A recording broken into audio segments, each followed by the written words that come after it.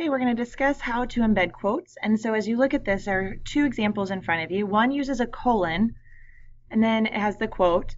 And then as you look at the end of the quote, there's no punctuation until the very end of that full sentence, where in parentheses they have the author's last name and the page number. When you look at the second quote, they've embedded that into the sentence. So they don't use colons, but they've just made it part of the sentence. Beneath it is a character who believes that people need to express themselves one way or another. So as you can see, that allows it to become part of the sentence, but you still put it in quotes because it's not your words, and then the author's last name and page number are there to give credit. On examples 2, again, they have some drop-in quotes. So if you look at example 1 here, they have a sentence and then a drop-in quote. This is not what we want to do, okay? So what they've done is then evolved that and said, Holden gets frustrated and decides to leave, claiming that people are always ruining things, and then Salinger 88. So they've used a strong verb, the word claiming. They've used a comma, and so we've made it even better than the one before it.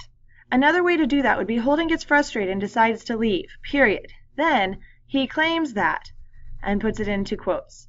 So these second two bullets are correct examples. So we're going to talk about punctuation, capitalizing things, leaving words out, adding in words, and where do you put that period at the end. Capitalizing. The quote is part of your sentence. Do not capitalize any word unless it would ordinarily be capitalized. For example, Holden gets frustrated and decides to leave, claiming that people are always ruining things. Do not capitalize people, even though the original text has the first word of the sentence capitalized. You don't do that in your sentence.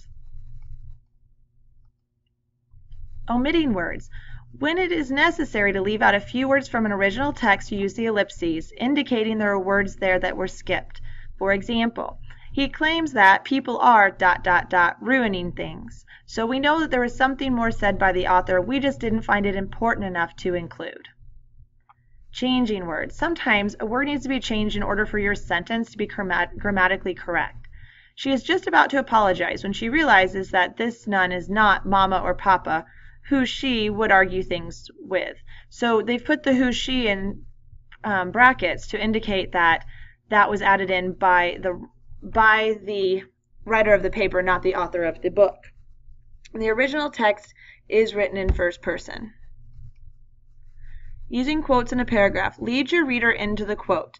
Use the quoted material. Explain how the quote relates to the main point of your paragraph. And I'm going to talk about that with what I call ICE in just a few minutes. Where do you put the period? The closing punctuation always goes at the very end of the sentence, so after the parenthetical citation.